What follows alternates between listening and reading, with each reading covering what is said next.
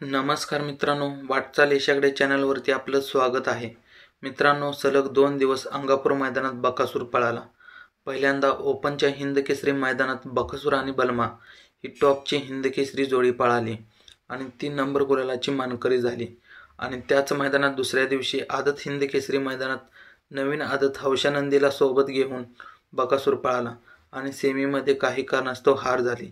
तर मित्रांनो, आता आपला 12 दशम हिंदकेसरी बकासूर कोणत्या मैदानात पळेल आणि पैरा कोण ते आपण या व्हिडिओद्वारे पुढे पाहणार आहे. मित्रांनो, जर नवीन असाल तर सबस्क्राईब करा आणि व्हिडिओला एक लाईक नक्की करा. मित्रांनो, 31 ऑगस्टला उज्जैन फॅन्स क्लब मोरगाव श्री गणेश चतुर्थीनिमित्त एक आदत एक बैल मैदान संपन्न होते. या मैदानाचे ठिकाण असणार आहे मौजे मोरगाव, तालुका बारामती, जिल्हा पुणे येथे. मित्रांनो, मागच्या याच मैदानात याच फाटीवर बकासूर आणि मानगरकरांचं वादळ ही टॉपची जोडी पळाली आणि गुलालास पात्र झाली. तर आता याच मैदानात बकासूर आपल्याला 100% पळताना दिसणार आहे. तर बकासूरचा पैरा कोण? मित्रांनो, प्रथम या मैदानाचे बक्षिसाचे स्वरूप आपण पाहणार आहे. मित्रांनो, प्रथम क्रमांकाचे बक्षीस असणार आहे 1,11,111 रुपये. द्वितीय क्रमांकाला 71,111 रुपये.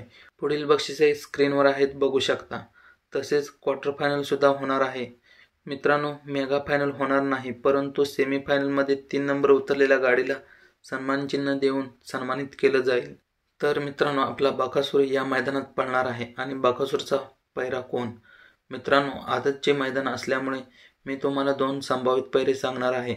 पहिला संभावित पैरा आहे मागील महाराष्ट्र केसरी मैदानात ज्या आदतच्या नंदीला घेऊन बकासूर पळाला असा हिंद केसरी कार्तिक, हा एक संभावित पैरा असू शकतोय. आणि दुसरा पैरा म्हणजे उर्मिला माणिकशेठ गायकवाड यांचा कंदूरचा राजा, हा एक संभावित दुसरा पैरा असू शकतोय.